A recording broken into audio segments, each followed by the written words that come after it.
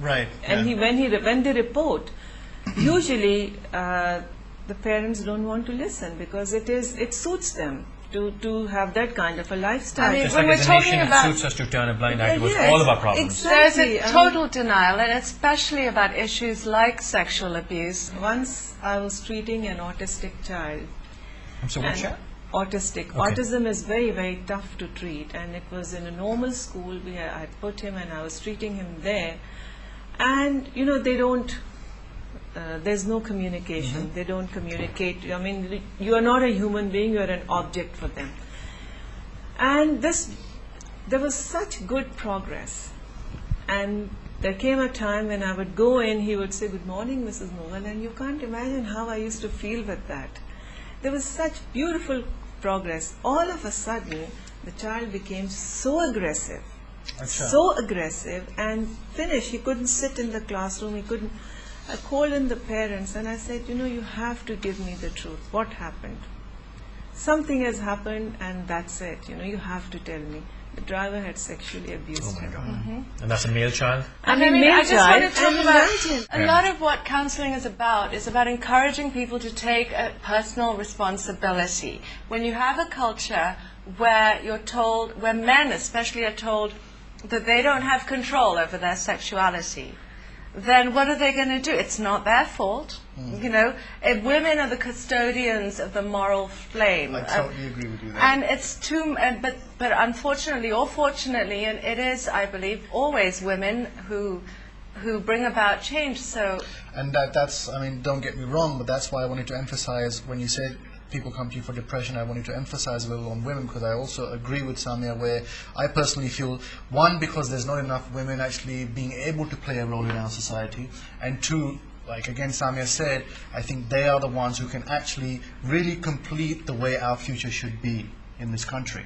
So having said that, do you get women, when they come to you for depression, do you get a lot of them coming to confessing something of the nature where they say, we did not contribute so much to our child's upbringing and our child's turned out this way, or we wish we were able to do something for ourselves in order to be contributors or achieve a certain something for ourselves to make us feel more complete, but we haven't been able to. so we can be better mothers. So we can be better mothers or better women in the society, rather than spending half a day 3 times a week at beauty Let parlors. me add to Umar's Or rather feeling Let me add- guilty about spending time on our... Adding to Umar's question, I think what I would like to hear is, do you get a lot of people trying to improve themselves, or a lot of people come to you just complaining about their problems? Is that there's somewhat. a combination. They do. I mean, they are in pain. They come. They have problems, but they are in pain and they have problems because they need to improve on themselves also. rather than to admit that? And yes, they do that. Half the battle is that they are there. Yes, they have to You know? realize that, the moment they understand the ownership of the problem, the 50% is over. And then they are ready to move on to the solution area. And it's confidential, and it's Very between the two confidential. individuals. So there's hope for improvement, and there's a lot more encouragement. Sami, I have a question for you, and I'm not going to direct it to Nisam Saab because it's probably going to be an attack on her profession. Unfortunately, ये हमने समझ ली बात कि it's nothing wrong to go to a therapist to seek help. It's nothing wrong to admit you've got problems. There's nothing wrong.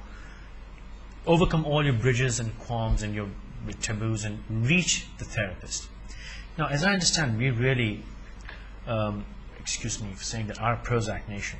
The moment, once you've reached a therapist's nation of pill office, poppers. well, that's something else. But what I'm referring to is once you reach a therapist's office, more than often, and please no offense meant to anyone here, I hear stories of therapists taking the easy way out and just saying, here, Well, here's a cocktail. I've there's had a that. difference here. Yeah. Those are the psychiatrists who prescribe drugs. There yes, are but I psychiatrists, there understand. are GPs. We don't. We have no regulation in this country. And first we had, Valium in the 60s and 70s that in the West allowed men and women both to talk about their depression. Then we had Prozac. Now we have these mood stabilizers, which are very powerful and elusive drugs, and they are being prescribed like chanas Are they and being it's really prescribed- dangerous. Are they being prescribed in the West, or is there special focus Both. here? No, both. okay. But I mean, here there is more of a tendency to overprescribe, to go straight for the pill. People want the quick fix, and that's Or to be something. careless with it. Both. Right. Both. You go to your GP here, and most often they just start writing. If I want to go to a therapist or a psychiatrist, which I think psychiatrist is more important right now because they're going to... Psychiatrists prescribe medication. Right. So those are the ones I'm concerned about because those are the ones who are really No, taking but they're not the advantage only of ones. GPs prescribe, your gynecologists will prescribe something. I mean, it's a, No, but I'm just saying because since we have you here now, if I was to walk into a psychiatrist's office, what should be the general steps that take place before they start chucking pills at the me? most important thing in the counseling relationship is developing the therapeutic alliance, that's another problem we have here in Pakistan, is people don't understand the amount of work that you have, the long-term nature of counseling. I mean, I'm not talking about, for years and years, but there does have to be a foundation of a strong alliance between the client and the counselor. Would I be right to say that if I have a challenge which I need to get assistance with, should I go to a therapist first before I go to a psychiatrist, just to get the analysis perhaps? I would say And so. then maybe my therapist can refer me to the psychiatrist, Yes. where you do At need times they medication, do, yeah. and maybe that Yeah, they'll, but what's unfortunate here is that there really is a serious lack of counselors. Now, generally, when you're training, when you're a trainee, as you are yourself, after what period of practice would you say you are fully qualified to actually take responsibility? The reason I ask you that is because it's just common sense that here's someone who's been in the profession for 15, 20 years, and here's someone who's in the profession for 2 years, 3 yeah. years. I would choose to go with her. Would it be right for me to say that? I mean, it's common sense that, that's oh, this the person has thing. more When experience. you're talking about like she will be qualifying and she'll be seeing her clients, but there's constant supervision.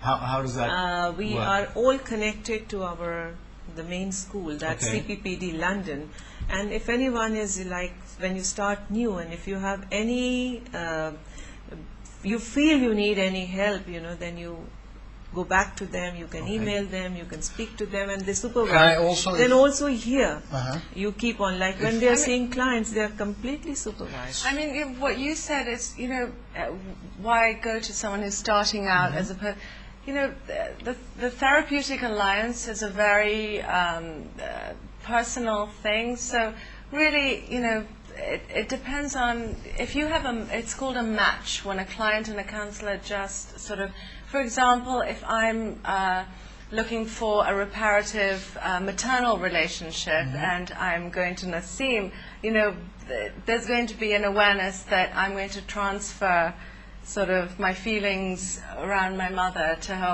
And if that's what I need, then she will work for me. Whereas if someone wants, it just really depends on. But I think it's not how much experience you have, umar kitni hai therapist. I think Exactly, the other yes. flags we need to point It's the out. skills.